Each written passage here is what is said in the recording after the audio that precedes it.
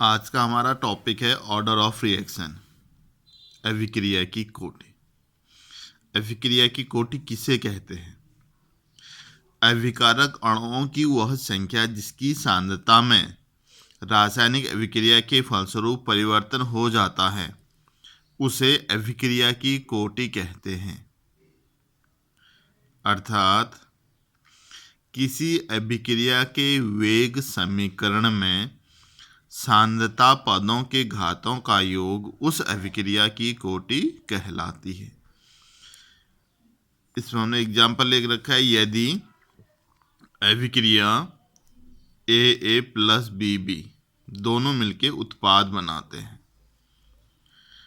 तो rate of reaction अभिक्रिया की दर equal k concentration of A की power m into concentration of B की पावर n। तो m और n क्या है? पावर में है, जिसे हम घात कहते हैं। तो इन दोनों का योग जो है वो अभिक्रिया की कोटि होगी। इस वेग समीकरण में दो सांद्रता पद हैं जिनके घातांक m और n हैं,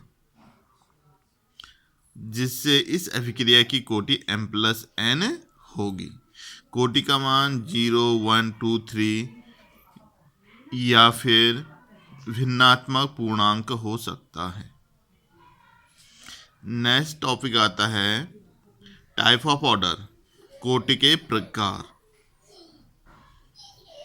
इसमें आता है पहला है शून्य कोटि, जीरो ऑर्डर। जीरो ऑर्डर किसे कहेंगे?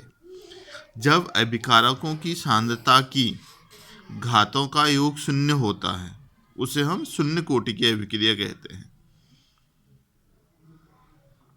या दूसरी परिभाषा अगर हम लेना चाहें तो जब अभिकारक का वेग क्रियाकारक की सांद्रता पर निर्भर नहीं करता।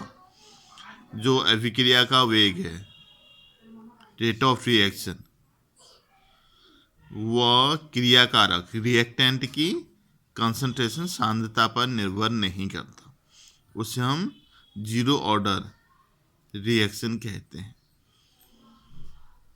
अब जीरो ऑर्डर रिएक्शन के लिए हम समीकरण निकालेंगे। सपोज समीकरण है हमारी R equal P।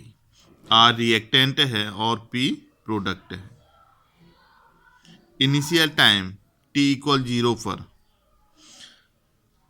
The concentration of R is A, the concentration of P is 0। क्योंकि प्रारंभिक समय t इक्वल 0 पर जो R है हमारा अभिकारक है उसकी सांद्रता A और उत्पाद की सांद्रता उस समय 0 होती है। After T time the concentration of P is X and R is A minus X। यानी कि T समय बाद R की सांद्रता में कमी होगी, अभिकारक की सांद्रता में कमी होगी। वह कमी X के बराबर होगी क्योंकि उत्पाद की सांद्रता X बढ़ रही है, 0 से X हो रही है, तो उतनी ही अभिकारक की सांद्रता कम होगी। तो इसके लिए हम रेट इक्वेशन इक्वल लेते हैं, यानी कि वेग बराबर रेट इक्वेशन या अभिक्रिया का वेग बराबर minus dr upon dt proportional concentration of R की पावर 0। जीरो ऑर्डर के लिए है तो उसके जो है घातों का योग 0 होगा, इसके लिए हमने 0 लिखा है। फिर देखिए minus dr upon dt equal के। जब प्रोपोर्शनल का चिन्ह हटाएंगे तो उसके लिए नियतांक लेंगे के R की पावर 0, कंसंट्रेशन ऑफ R की पावर 0। कंसंट्रेशन ऑफ R की पावर 0 इक्वल इज 1 होता है। किसकी पावर 0 माने 1 होता है, तो उसको हम रखेंगे यहाँ पर 1 रखेंगे। तो उस स्थिति में minus D concentration of R upon dt equal के हो जाएगा। माइनस का चिन्ह लेफ्ट से हम अगर राइट साइड ले जाते हैं और अपॉन में जो डी टी है उसको भी राइट साइड ले जाते हैं, तो d concentration of R equal minus k d t, इस इक्वेशन का हम समाकलन करते हैं, इंटीग्रेशन करेंगे। तो integration d concentration of R equal minus k integration of d t, क्योंकि हमारा के क्या है, कांस्टेंट है, शून्य ऑर्डर के लिए कांस्टेंट है, तो इस समाकलन नहीं होगा, इस समाकलन के बाहर आएगा, इंटीग्रेशन के बाहर। तो integration d concentration of R equal R होगा, equal minus minus k integration of d t t plus C, equation हमारा फर्स्ट आ गया। यहाँ पर सी क्या है, समाकलन स्थिरांक है,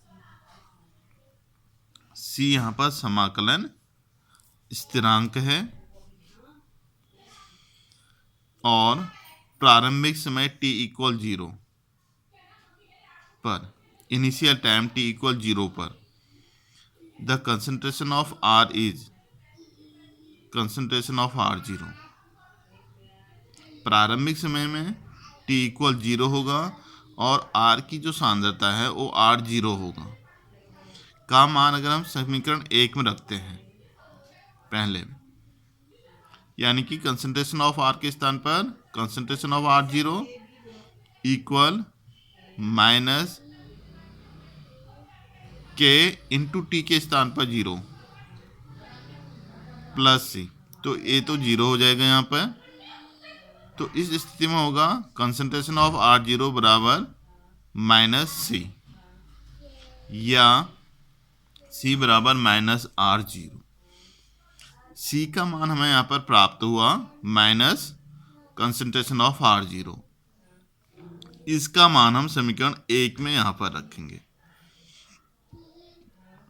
तब हमारी समीकरण हो जाएगी concentration of r equal minus के टी प्लस c के स्थान पर माइनस कंसंट्रेशन ऑफ r0,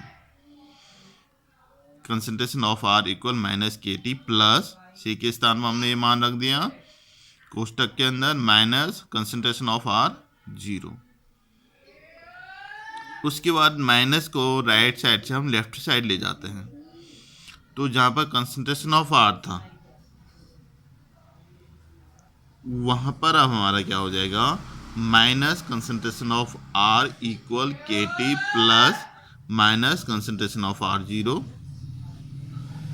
यानी कि minus r concentration of r0 minus में है, इसको हम इक्वल के लेफ्ट साइड ले जाएंगे तो ये प्लस का हो जाएगा, यानी कि concentration of r0 minus concentration of r equal K T को अगर हम लेफ्ट साइड ले जाएंगे तो ये अपॉन में आएगा, concentration of r0 minus r concentration of r upon T equal के, या हम इसको ऐसे भी लिख सकते हैं के equal concentration of r0 minus r upon T. ये हमारी इक्वेशन सेकेंड आ गई। प्रारंभिक सांद्रता r0 इक्वल 1 और t समय पश्चात सांद्रता r बराबर a माइनस एक्स हो, तो जिसको हमने स्टार्टिंग में ही लिया था, ये लिया था इनिशियल टाइम t इक्वल 0 पर r की सांद्रता a, after t time r की सांद्रता a माइनस एक्स। अब हम a मान रखेंगे, यहाँ पर r0 के स्थान पर a रखेंगे और r के स्थान पर a माइनस एक्स रखेंगे, तो समीकरण सेकेंड में तो k इक्वल a माइनस कोष्टक के अंदर a minus x upon T, यानी कि a प्लस और a माइनस के आपस में कट जाएंगे, k equal x upon T हमारा 0 ऑर्डर का इक्वेशन प्राप्त होगी, जिसकी यूनिट होगी मोल पर लीटर पर सेकेंड। यानी कि x क्या है, मोल पर लीटर में है कंसंट्रेशन, अपॉन t सेकेंड है।